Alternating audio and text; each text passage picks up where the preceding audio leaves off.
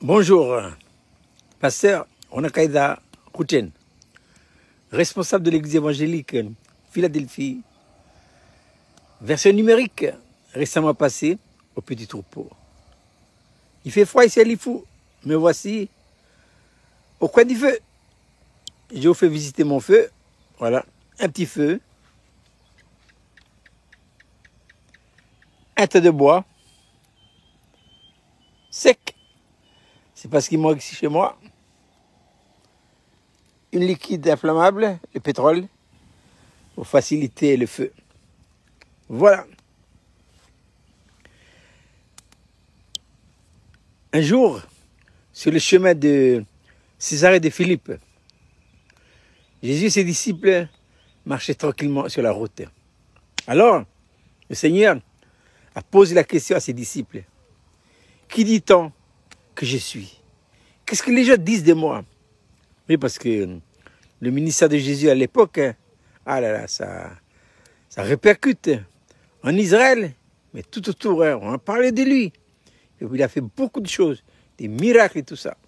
Voilà, donc beaucoup de gens se posaient des questions sur la personne du Seigneur Jésus-Christ. Alors, Jésus a posé la question à ses disciples. Qu'est-ce que les gens disent de moi? Évidemment, ils ont dit, les gens disaient, c'est peut-être un des prophètes qui revient. C'est peut-être Moïse, Élie, le prophète des feux, ou Jean-Baptiste que Hérode a décapité, il revient. Beaucoup de réponses ont été données, mais il n'y a pas la bonne. Il n'y a pas la bonne. Alors Jésus a posé la question à ses disciples. Bon, c'est bien. Ça, c'est ce que les gens disent de moi. Mais vous, qu'est-ce que vous dites de moi? Alors les disciples, ayant fixé attentivement le regard sur le Seigneur, commencent à bien le regarder. Et voilà que l'apôtre Pierre a eu cette illumination. Voilà. Pierre a dit, mais tu es le Christ, le Fils du Dieu vivant. Et on trouve ce passage dans Matthieu, chapitre 16. Voilà.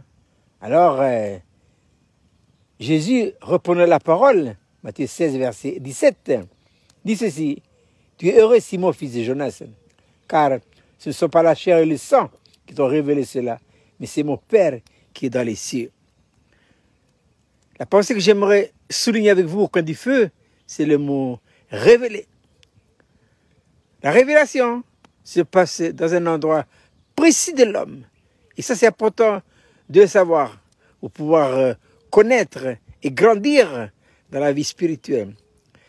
La révélation se passe dans l'esprit et plus précisément dans l'intuition. Mais qu'est-ce que la révélation? La révélation, c'est connaître quelque chose du Seigneur Jésus-Christ. En ce qui concerne l'apôtre Paul, lui-même dira dans Galates chapitre 2 ou 1, je ne me rappelle plus du verset, mais il dit, quand il plut à celui qui m'avait mis à part, de révéler en moi son Fils, Dieu sait quelle est l'heure, la minute et la seconde où il va vous donner cette révélation vivante, la personne du Seigneur Jésus-Christ. La révélation dans la vie chrétienne est importante. Il ne faut surtout pas confondre révélation et compréhension. La révélation se passe dans l'esprit, mais la compréhension se passe dans l'intelligence en fonction de l'âme. Les deux là sont inséparables. Hein? Oh, non, non, non. On peut pas les unir. Hein? Voilà. Donc, Washmani dira que sans la révélation personnelle de Christ, le christianisme n'a aucun sens. Voilà.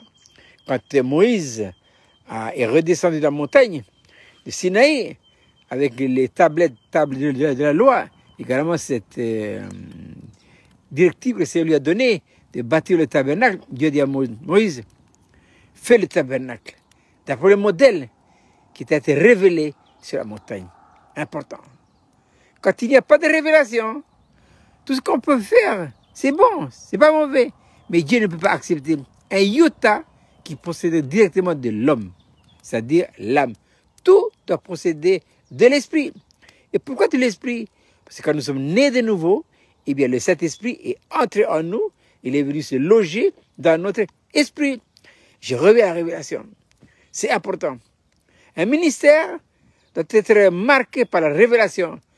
Parce que si le ministère n'a pas de révélation, il peut donner des beaux messages, bien parler, tout ça, mais ça n'impactera pas les troupeaux et ça ne servira à rien du tout. Sinon qu'à enjoliver le message par l'âme. Hein. Non, non, non. C'est pas une question d'enjoliver, c'est une question de faire passer le message de Dieu. Et le message de Dieu se passe essentiellement dans l'esprit, par un instrument, le Saint-Esprit, qui utilise la croix. Mais qu'est-ce que la croix? La croix, c'est un principe de vie qui donne à Dieu tous les temps absolus et la possibilité de vivre sa vie en nous. Le principe de vie qu'est la croix va de pair avec la révélation.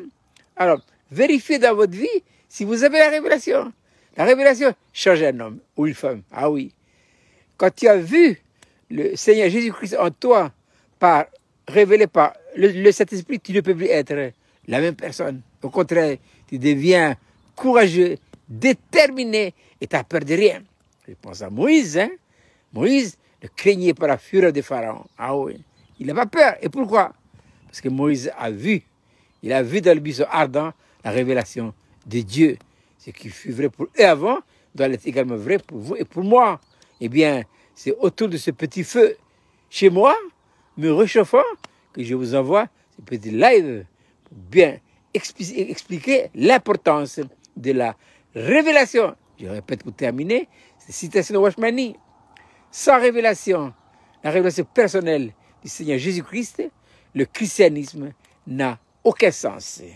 Eh bien, il ne me reste plus qu'à vous souhaiter de passer une agréable journée pour ceux qui sont en France et pour ceux qui sont dans le Pacifique, une agréable soirée.